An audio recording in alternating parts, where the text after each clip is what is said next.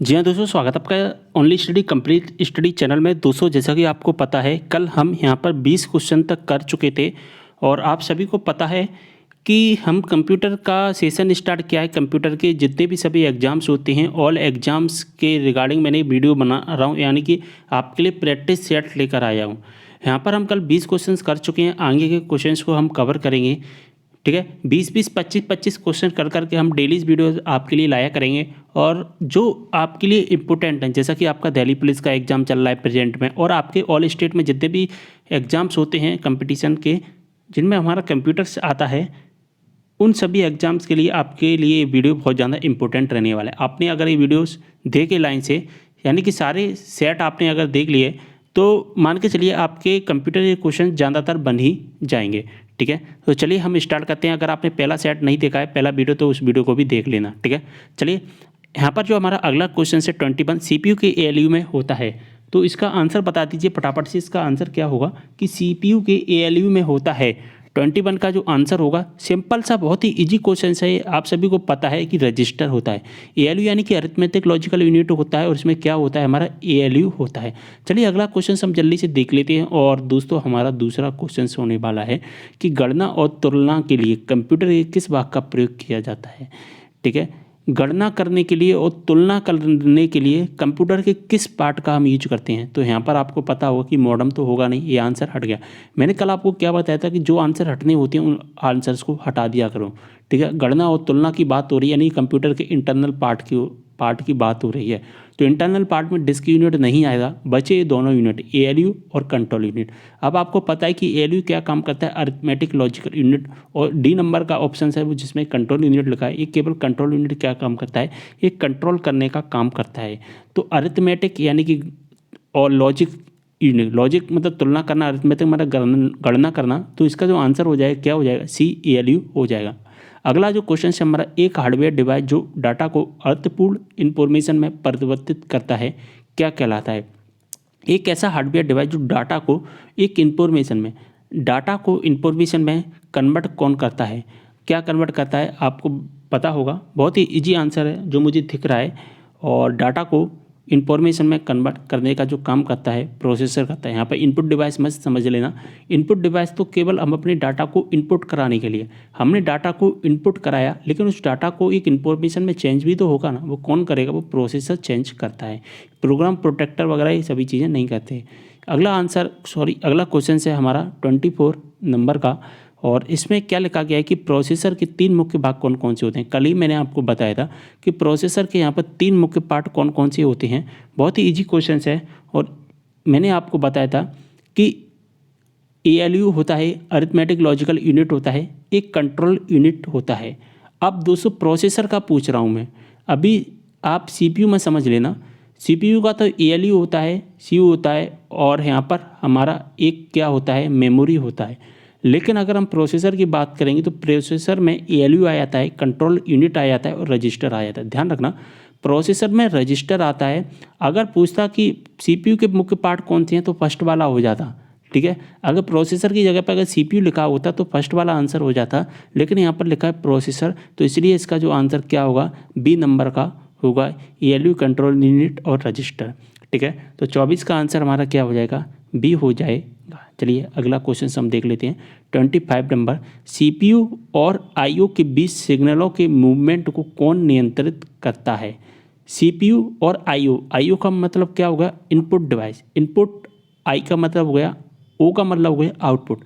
यानी कि इनपुट और आउटपुट और CPU के बीच में जो सिग्नल हो रहे हैं उसको मूवमेंट कौन कर रहा है, उसको नियंत्रण कौन कर रहा है। तो हमारा कौन सा क्वेश्चन है 25 नंबर, नियंत्रित करना। सीधी सी बात समझ में आ गई होगी, नियंत्रित मतलब कि कंट्रोल करना। तो कंट्रोल कौन करता है, कंट्रोल यूनिट। ठीक है, अगला हमारा क्वेश्चन होगा 26 नंबर का, और कंप्यूटर के सेंट्रल प्रोसेसिंग यूनिट का फंक्शन है। CPU का फंक्शन क्या होता है। बहुत ही इजी क्वेश्चन है। CPU का फंक्शन क्या होता है, गणना करना यानी कि ALU का काम करना, प्रोसेसिंग करना यानी कि प्रोसेसर का काम। तो प्रोसेसर और गणना करना ये किसके अंतर्गत आते हैं, ये CPU के अंतर्गत आते हैं। तो इसका आंसर क्या हो जाएगा, 26 का आंसर हमारा C हो जाएगा। 27 का आंसर जल्दी से बता दीजिए कि निम्न में से कौन सा कंप्यूटर का बुनियादी कार्य नहीं है। ऐसा कौन सा है ऑप्शन है इनमें से जो कंप्यूटर कार्य नहीं कर सकता है? डाटा को प्रोसेस करता है, टेक्स्ट को स्कैन करता है, इनपुट को स्वीकार करता है, डाटा को स्टोर करता है, क्या नहीं है? यानी कि बुनियादी कार्य इसका नहीं है। तो 27 का आंसर क्या हो जाएगा?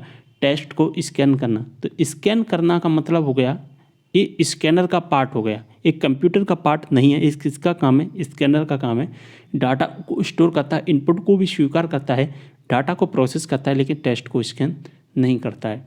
अगला क्वेश्चन से हमारा 28 नंबर का। चलिए 28 का हम देख लेते हैं जल्दी। मैंने पूरी PDF तैयार की है, 1000 क्वेश्चन है इसमें, हम धीरे धीरे सभी क्वेश्चंस को कवर करेंगे। ठीक है, आपके सभी एग्जाम्स के लिए इंपॉर्टेंट रहेंगे ये क्वेश्चंस। परिचालन संपन्न करता है, परिचालन संपन्न करता है, क्या संपन्न करता है? कौन संपन्न करता है परिचालन? जल्दी से आंसर बता दीजिए। 28 का क्या आंसर होगा? इसका आंसर हो जाएगा हमारा अर्थमेटिक। क्या हो जाएगा? बी नंबर का आंसर हो जाएगा, नहीं सॉरी 28 का आंसर हो जाएगा बी, यानी कि अर्थमेटिक। ठीक है, चलिए आगे बढ़ते हैं। 29 का जल्दी से आंसर बता दीजिए। कंप्यूटर में अधिकांश प्रोसेसिंग किस में होती है? कंप्यूटर में अधिकांश प्रोसेसिंग किस में होती है? CPU में होती है, मदरबोर्ड में नहीं होती, मेमोरी में नहीं होती, रैम में नहीं होती है। जल्दी से बता दीजिए 30 नंबर का आंसर क्या रहने वाला है हमारा, कि कंप्यूटर निम्नलिखित में से कौन सा कार्य नहीं करता है? कौन सा कार्य नहीं करता है कंप्यूटर? प्रोसेसिंग का कार्य कर रहा है, ठीक है, इम्प्यूटिंग का काम कर रहा है, आउटपुटिंग का काम कर रहा है, अंडरस्टैंडिंग का काम कर रहा है, या प्रोसेसिंग का काम कर रहा है, या इनमें से कौन सा कार्य नहीं कर रहा है? 30 का जो आंसर है हमारा अंडरस्टैंडिंग, यानी कि कंप्यूटर खुद से नहीं समझ सकता है, इसे हम जो कमांड देंगे वही काम करेगा और कोई काम एक नहीं करेगा अपने मन से। 31 का आंसर बता दीजिए। प्रमुख मेमोरी किसके समन्वय से कार्य करती है? जो प्रमुख मेमोरी यानी कि जो मेन मेमोरी होती है वो किसके समन्वय से काम करती है? 31 का आंसर क्या होगा? किसके समन्वय से काम करती है? यानी कि रैम किससे काम करती है? रैम करती है हमारी CPU से काम, यानी कि रैम क्या होती है? मुख्य मेमोरी, और ये CPU के अंतर्गत काम करती है। ठीक है, चलिए अगला क्वेश्चन देख लेते हैं। माइक्रो प्रोसेसर जो कंप्यूटर का मस्तिष्क होता है उसे कहा जाता है। माइक्रो प्रोसेसर जो कंप्यूटर का मस्तिष्क होता है, आपको पता होगा कि प्रोसेसर कंप्यूटर का क्या होता है? माइंड होता है। मदरबोर्ड क्या होता है हमारा? मदरबोर्ड हार्ट होता है। ठीक है, मदरबोर्ड यानी कि हार्ट अपने दिल की सुनता है मदरबोर्ड, इसलिए हमें भी अपने दिल की सुननी चाहिए। ठीक है, तो 32 का जो आंसर हो जाएगा वो क्या हो जाएगा? माइक्रोचिप हो जाएगा। क्या हो जाएगा? माइक्रोचिप, क्योंकि माइक्रो प्रोसेसर क्या है? एक चिप है। ठीक है, जिसमें क्या होती है? हमारे ट्रांजिस्टर्स होते हैं, और ट्रांजिस्टर्स हमारा कब आया? सेकेंड जनरेशन में। 33 का आंसर क्या हो जाएगा? कि कंप्यूटर द्वारा प्रोड्यूस किया गया परिणाम होता है। 33 का आंसर क्या हो जाएगा? कि कंप्यूटर ने कोई कार्य किया, कंप्यूटर ने कार्य करके हमें जो रिजल्ट दिया उसे हम क्या कहते हैं? उसे हम आउटपुट कहते हैं। क्या कहते हैं दोस्तों? आउटपुट कहते हैं। 34 का आंसर होगा क्या? कि इनपुट का आउटपुट में रूपांतरण, इनपुट का आउटपुट में रूपांतरण किया जाता है, किसके द्वारा किया जाता है? बहुत ही इजी क्वेश्चन है 34 का, और ये किसके द्वारा होता है? ये CPU के द्वारा होता है। कौन करता है? CPU करता है। प्रोसेस डेटा को कहते हैं, हमने डेटा दिया, CPU ने डाटा को प्रोसेस किया। अब जो प्रोसेस किया है इस डेटा को हम क्या कहते हैं? प्रोसेस डेटा को कहा जाता है प्रोसेस, डेटा को कहा जाता है प्रोसेस। ठीक है, क्या कहेंगे हम? प्रोसेस कहेंगे, और हमें जो रिजल्ट मिलेगा उसे हम क्या कहेंगे? इंफॉर्मेशन कहेंगे। हमें जो रिजल्ट मिलेगा उसे हम क्या कहेंगे? उसे हम इंफॉर्मेशन कहेंगे। ठीक है, चलिए अगला क्वेश्चन हम देख लेते हैं। CPU का मुख्य घटक है, CPU का मुख्य घटक कौन सा होता है? 36 का आंसर क्या हो जाएगा हमारा? CPU का मुख्य घटक CPU हो गया हमारा, अभी मैंने बताया CPU के अंतर्गत CU आता है, ALU आता है, और हमारी रैम आती है, यानी कि मेमोरी आती है। तो ये सभी इसका आंसर हो जाएगा 36 का। अगला हमारा क्वेश्चन है 37, कंप्यूटर की क्षमता क्या है? 37 का आंसर क्या हो जाएगा? सीमित है। कंप्यूटर की क्षमता सीमित है, ये अपने मन से कुछ नहीं कर सकता है। वैसे देखा जाए तो कुछ भी कर सकता है, लेकिन हम जो कमांड देंगे ये वहीं काम कर सकता है, अपने मन से नहीं करेगा, इसलिए सीमित हो जाएगी। 38 का आंसर क्या हो जाएगा? कंप्यूटर को किस प्रकार की बुद्धि की संज्ञा दी गई है? कंप्यूटर को किस प्रकार की बुद्धि की संख्या दी गई है? तो एक कृत्रिम बुद्धि की संख्या दी गई है, यानी कि आर्टिफिशियल इंटेलिजेंस की संज्ञा इसे दी गई है। ये कृत्रिम बुद्धि की संज्ञा दी गई है। चलिए अगला क्वेश्चन से, एक क्वेश्चन आया था TLT 8 का, डायरेक्ट एग्जाम में पूछा गया था, सेम टू सेम यही क्वेश्चन एक बार दिल्ली पुलिस में। चलिए अगला हमारा क्वेश्चन है कि मनुष्य की स्मरण शक्ति कंप्यूटर की तुलना में होती है। मनुष्य की स्मरण शक्ति कंप्यूटर की तुलना में होती है। मनुष्य की स्मरण शक्ति कंप्यूटर की तुलना में कैसी होती है? सामान्य होती है।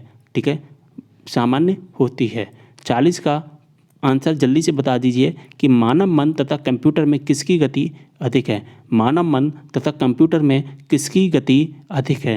40 का आंसर बता दीजिए। बहुत ही इजी क्वेश्चन है। तो मानव का जो मन होता है वो कंप्यूटर से भी कई गुना, कई हज़ार गुना ज़्यादा शक्तिशाली होता है, इसलिए 40 का जो आंसर होगा बी हो जाएगा। तो चलिए आज के लिए इतने ही क्वेश्चंस हम देखेंगे। मैं 20-25 क्वेश्चन डेली कराने की कोशिश करता हूँ। कल से हम 25 क्वेश्चंस करने की कोशिश करेंगे। ठीक है, सारी जानकारी समझ में आ गई होगी। इन क्वेश्चंस को जल्दी से अपने नोटबुक में नोट कर लेना और आपको वीडियो कैसा लगा कमेंट करके जरूर बताना। सब्सक्राइब जरूर कर लेना है चैनल को ऐसी जानकारी पाने के लिए। मिलते अगली वीडियो में एक और जानकारी के साथ, तब तक के लिए बाय।